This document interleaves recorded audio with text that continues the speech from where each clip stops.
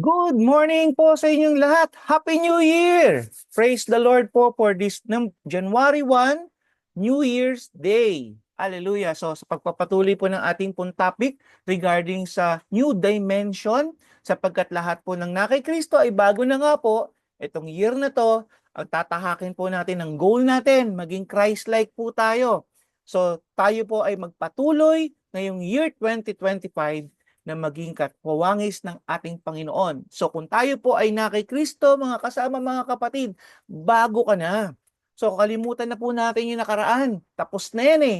Year 2023, year 2024, ay tapos na po yan. So let's move on po. Hallelujah, sapagkat meron pong inihandang magandang bagay ang Diyos po sa atin ngayong 2025.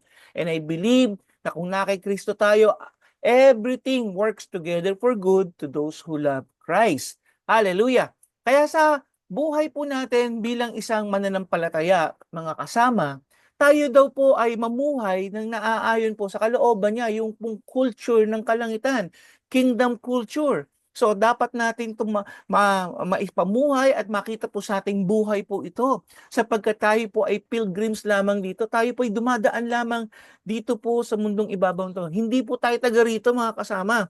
So ngayon pa lang i-practice na natin. And our goal ngayong year na to, sabi ko nga sa inyo, kailangan maging Christ-like tayo. So hear and obey po tayo. I believe marami na kayong narinig sa patungkol po sa mga katuruan ng Bible. And I believe ngayon pong year na to, kailangan lang natin i-apply ito sa buhay po natin. And I also believe na pag ina-apply po natin ito sa buhay natin, kayo mismo makaka-determine, kayo mismo makakapag-evaluate sa sarili nyo, bago na nga ako, nagbabago nga ako. So ibig sabihin may progress po tayo from glory to glory, di ba? To Christ likeness po tayo. Ngayon sa umagang ito, ano ba yung makikita sa atin pagbabago? Meron po akong mga ilang bagay po na makikita sa atin isang resulta ng pagbabago natin, pagkasama natin ng Panginoon at yun nga po magiging Christ-like tayo. 2 Corinthians 5:15, sabi dito, namatay si Kristo para sa lahat upang ang mga nabubuhay ngayon ay huwag nang mabuhay para sa sarili lamang. So yan po ang isang ebidensya kung kayo po ay na kay Kristo. Ang lahat ng nabubuhay kay Kristo ay hindi lamang para sa sarili lamang, kung hindi, sabi dito, kundi para kay Kristo na namatay at muling nabuhay para sa kanila. So ang buhay po natin, hindi na tayo para sa sarili lang. Yung I, me, myself, ay hindi na po ito magiging number one sa atin issue. Okay? So, ang buhay ng isang Kristiyano, to love God and to love others. So, hindi na tayo nabubuhay para sa sarili lamang. Ano pa po ang makikita sa isang Kristiyanong ganap? Isang Kristiyanong namumuhay kasama si Kristo. Yung pong ating relationship. Yung una po yung ating buhay. Hindi na tayo nabubuhay sa sarili lamang. Liit man o malaki man ang meron ka, you can share it to others. Amen? Kasi minsan nagsasabi sila, kailangan pagdating ko ng 60 years old, saka lang ako maglilingkod kay Lord. Pag mayaman na ako, saka ako tutulong sa simbahan, tutulong sa ibang tao. Hindi. Kung anong meron ka ngayon, pinagpala ka na ng Diyos. Maliit man yan o malaking bagay man yan, ikaw ay gagamitin na ng Panginoon sapagkat ikaw ay na kay Kristo. Sino ba naman si Kristo nung dumating dito sa lupa? Wala po siyang kayamanan, pero ginamit po siya ng Diyos. Silver and gold, wala nga raw po tayo, sabi ng disciple do sa Bible, pero kung ano meron tayo kay Jesus Christ, yun daw po ang kaya nating i-share. Ngayon, pag meron tayong na-i-share na, itong relationship natin gumaganda. So ito po yung pangalawa, relationship. 1 Peter 1:22. Sabi dito, ngayon nalinis na ninyo ang inyong mga sarili sa pamamagitan ng inyong pagsunod sa katotohanan at naghahari na sa inyo ang tapat na pagmamahal sa mga kapatid. Kaya maalab at taos-puso kayong magmahalan. Ayan, nakikita na sa mga Kristiyano ang hindi pag-aaway-away. Nakikita sa mga Kristiyano ang pagmamahalan. Yung pagmamahalan na katulad ng mas masahol pa o mas mahigit pa sa magkapatid talaga sa laman. So, in short, pag kayo po ay yung buhay mo personally, nagbabago po kay Kristo at marunong ka na mag-share. Ibig sabihin, hindi lamang po kung kailan ka marangya ang buhay mo, saka ka lang nag-share. Kahit anong meron ka ngayon, na maliit man yan, di ba? Kahit wala ka man, meron kang ma-share. Then yung relationship mo, papansin po ninyo sa ibang tao, ay magiging maayos po. Bakit po? Kasi kayo po ay merong pagmamahal na sa inyong mga kapatid. Kasi madaling magsabing I love you, madaling magsabing God bless you, madaling magsabing I will pray for you, pero wala kang ginagawa. So action is better than words.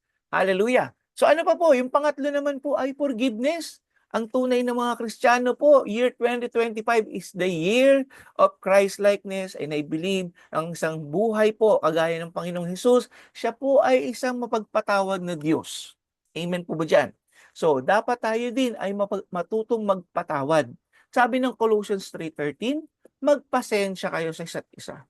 Kung may hinanakit kayo, kanino man, magpatawad kayo gaya ng pagpapatawad sa inyo ng Diyos. So tayo na nga po mismo ay pinapatawad lagi ng Panginoon kung tayo po ay hihingi ng kapatawaran sa Kanya. So ganun din sa ibang tao, tayo po ay magpatawad din nang walang katapusan. Sabi nga ng talata ng Biblia, ilang beses po ako magpapatawad, Panginoon? Sabi ng Panginoon, 70 times 7. So ilang beses po yan, hindi na sinasabi ng 100 something something. Ang kailangan po natin dyan, that is walang katapusang pagpapatawad. Amen? Kaya kung nagkaroon ka ng sama ng loob sa kapwa mo, patawarin mo na yan, kapatid. Ang unang-unang binabago ng Diyos ay ikaw. Tayo po, hindi yung taong nakasakit sa atin. Amen? So forgiveness is the result of being in Christ. Ano pa po ang binabago ng Panginoon kung tayo po ay nakikristo? Tayo daw po ay mayroong magandang pag-uugali, good attitude. Okay, Philippians 2 verses 2 to 5. Sabi dito, lubusin ninyo ang inyong kagalakan. Magkaroon kayo ng iisang kaisipan.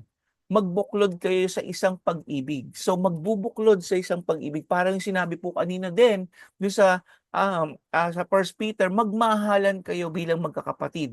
So dito mo magbuklod kayo sa iisang pag-ibig at magkaisa kayo sa puso't diwa. Huwag kayong gumawa ng anumang dahil sa pansariling layunin o pagyayabang. Sa halip bilang tanda ng pagpapakumbaba, ituring ninyong higit ang iba kaysa sa inyong sarili. Purihin ng Panginoon kagaya ng Panginoong Hesus, hindi niya inalanta na siya ay Diyos. Siya ay makapangyarihan. Bagkus sinubad niya yan at siya ay nagpapakumbaba. So ganoon din po tayo, ang isa pong resulta ng tayo po ay Christ-like. Tayo po ay marunong magpakumbaba, ang ating pag-uugali ay hindi na po nagiging makasarili at lagi nating inuunawa ang ibang tao. Kaya sabi diyan, nagpapakumbaba, sa verse form, pag malasakitan ninyo ang kapakanan ng iba at hindi lamang ang inyong sarili. Verse 5, nawa magkaroon kayo ng kaisipan katulad ng kay Kristo Jesus. So, ito'y binabanggit ng Panginoon na sa atin, magkaroon daw tayo ng kaisipan katulad ng Panginoong Jesus. Mahirap po ito. Kapatid, sinasabi ko po, mahirap po yan, pero walang imposible sa'yo. Sa Diyos, walang imposible. Lahat ng bagay ay posible. Ang kailangan mo lamang, mag-submit, kapatid. Kailangan mo lamang magpasakop sa Panginoon at humingi ng kapangyarihan mula sa banal na Espiritu upang magampanan mo ang lahat ng sinasabi sa salita ng Diyos. At ano pa po ang isang binibigay ng Panginoon sa atin? In reaction mo, pag ikaw ay dumadaan sa sitwasyon, yung iyong reaksyon sa iyong kapwa. Unang-una po yan sa iyong kapwa. Ano yung reaction mo pag mayroong problema? 1 Corinthians 4:12 to 13, sabi dito, kapag kami inuusig, nagtitiis kami. Mapagtiis ba tayo? Pag inuusig tayo o lumalaban tayo, o tayo ay nagpa-fight back, di ba? Nagmo-murmur. Hindi po. Dapat kailangan tayo ay mapagtiis. Hindi po natin kailangan isipin yung kapakanan natin. Amen? Paano yung pastor? Lugi naman ako. Hindi po. Wala po tayong lugi sapagkat ang Diyos ang kakampi natin. Verse 13, kapag kami sinisiraan, maraming siraan po ngayon, di ba? Normal po yan. Mahinahon kaming sumasagot. Yan ang sabi ng verse 13. Pag kami ay sinisiraan, mahinahon kaming sumasagot. Hanggang ngayon kami parang maruming basahan, pinakahamak sa lahat ng tao sa mundo. So purihin ng Panginoon, yan po ang karakter ng isang binabago ng Panginoon, Christ-likeness. Pag in time of stress and pressure naman, ano naman ang binabago sa atin? 2 Corinthians 4:7 to 12. Ngunit kami pinagkalooban ng kayamanang spiritual na ito ay tulad nga ng mga palayok na gawa sa putik upang ipakilala na ang kanilang kapangyarihan ito ay sa Diyos at hindi sa amin. kabi-kabilaan ang paghihirap sa amin, ngunit hindi kami nalulupig. Kung minsan nababagabag, ngunit hindi kami nawawalan ng pag-asa. Verse 9, inuusig kami, ngunit hindi kami pinababayaan. Napapatumba kami, ngunit hindi lubusang nailulugmok. Verse 10, lagi naming taglay sa aming katawan ang kamatayan ni Jesus upang sa pamamagitan ng aming katawan ay mahayag ang kanyang buhay. Verse 11, habang kami nabubuhay, lagi kami nabibingit sa kamatayan, alang-alang kay Jesus, upang sa aming kamatayan, may kamatayan ay mahayag sa aming buhay. Verse 12, kaya habang nagwawagi sa amin ang kamatayan, nagwawagi naman sa inyo ang buhay. So pag merong pressure, ano po yan? Ibig sabihin, dapat tayo magtiis. Dapat tayo magpasakit. So kasama sa ang bunga ng banal na espiritu, ang pagtitiis. Amen. So kaya yan po, kung hindi po kayo mapagtiis, nako, kailangan nyo po ang kapangyarihan ng banal na espiritu. Sa last verse po, ano pa po? Magmeron tayong problema, yung reaction natin in terms of purpose. Ano ba yung dapat natin ginagawa? Yung focus natin sa purpose natin. Yung reaction natin dyan. Philippians 3:13 to 14. Mga kapatid, sabi dito, hindi ko pinapalagay na makamit ko na ito. Ngunit isang bagay ang ginagawa ko habang nililimot ko ang nakaraan at sinisikap na marating ang layunin, nais kong makamtan. Ano yung verse 14? Nagpupunyagi ako patungo sa hangganan upang makamtan ang gantimpala ng pagkatawag sa akin ng Diyos sa pamamagitan ni Hesukristo, ang buhay na nasa langit. Ano yung focus natin? Ano yung reaction natin sa goal natin sa 2025? Tapusin po natin yung laban. Tapusin natin itong takbuhin natin. Yung hangarin natin, yung gantimpala na nakalaan po sa ating lahat.